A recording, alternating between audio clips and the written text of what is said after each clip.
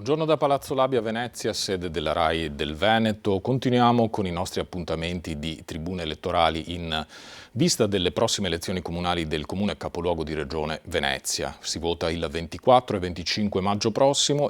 Corrado Callegari, prima il Veneto, la lista che sostiene il candidato sindaco Pierangelo Del Zotto. Buongiorno. Buongiorno, buongiorno.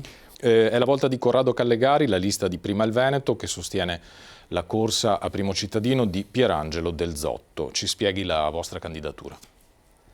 Allora, innanzitutto, Prima il Veneto è un movimento politico che nasce prima come associazione nel 2013 e dopo come movimento politico nel 2014. Il nome Prima il Veneto vuole rimarcare quello che era lo slogan del 2010 per le regionali, con il quale si era fatto un programma politico che dopo è stato disatteso. Da qui il fatto che poi successivamente molti di noi hanno costituito questo movimento.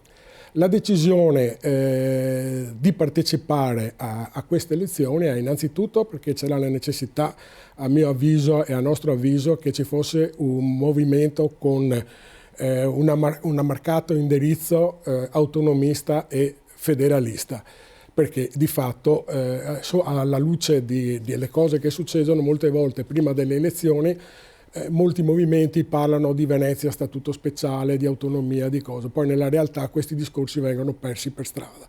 Allora noi abbiamo deciso questa volta di presentarci proprio con il nostro simbolo. Abbiamo già avuto esperienze passate in altri comuni, anche alle politiche, aggregandoci con altri e anche alle regionali. Questa volta su Venezia, che riteniamo una partita importante, abbiamo deciso di presentarci con il nostro simbolo e con candidato sindaco Pierangelo Del Zotto, che è una persona stimata nel comune, che ha avuto ruoli importanti nel passato, è stato assessore al bilancio nella provincia di Venezia e poi ha ricoperto ruoli importanti all'interno delle revisori dei conti di società partecipate e anche comuni.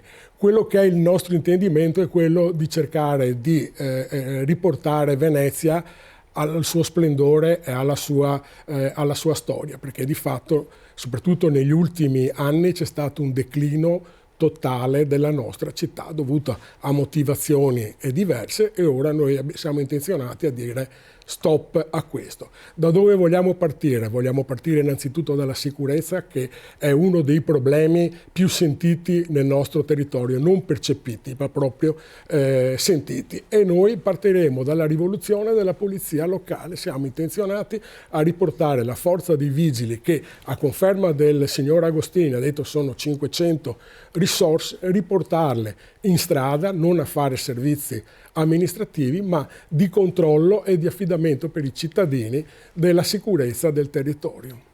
Le vostre priorità? Beh, innanzitutto bisogna fare un'analisi di quello che ci lascia l'amministrazione uscente, di cui il signor Venturini era assessore, quindi responsabile di tutto quello che è avvenuto nel nostro comune. Cosa ci lasciano? Ci lasciano una città insicura, sia nella terraferma che nel centro storico di Venezia. Nella terraferma, soprattutto nelle zone di Mestre, ci sono delle aree che sono completamente degradate. Parlo delle zone di Via Piave, parlo della zona di Via Cappuccina, di Corso del Popolo, dove c'è una criminalità estesa e c'è una situazione di invivibilità da parte delle persone che sono residenti. Che cosa ha comportato questo?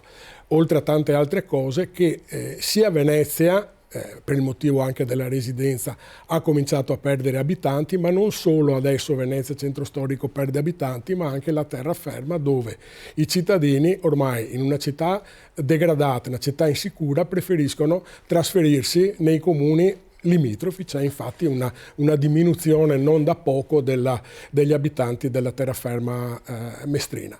Noi che cos'è che proponiamo? Proponiamo innanzitutto di ritornare a dare sicurezza alla città.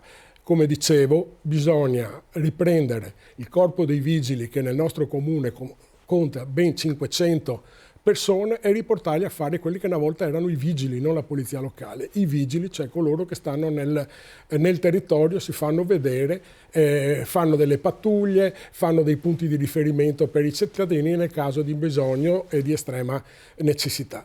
In più vogliamo agire anche sul discorso della residenza. Noi riteniamo che sia non di proprietà del comune poter gestire appartamenti che sono in carico appunto all'amministrazione comunale. Noi riteniamo che gli appartamenti, che adesso la maggior parte sono anche liberi, sfitti, perché per una serie di motivi non sono stati assegnati oppure hanno delle sistemazioni da effettuare, quindi non sono disponibili, che vengano venduti a prezzo calmierato a chi ne ha bisogno e ne fa richiesta, che dopo provvederà a sistemarli e andarsi ad abitare. Noi riteniamo che con questo sistema molte case attualmente sfitte del comune potrebbero ritornare ad essere abitate. Grazie a Corrado Callegari di Prima il Veneto per la candidatura a sindaco di Pierangelo del Zotto.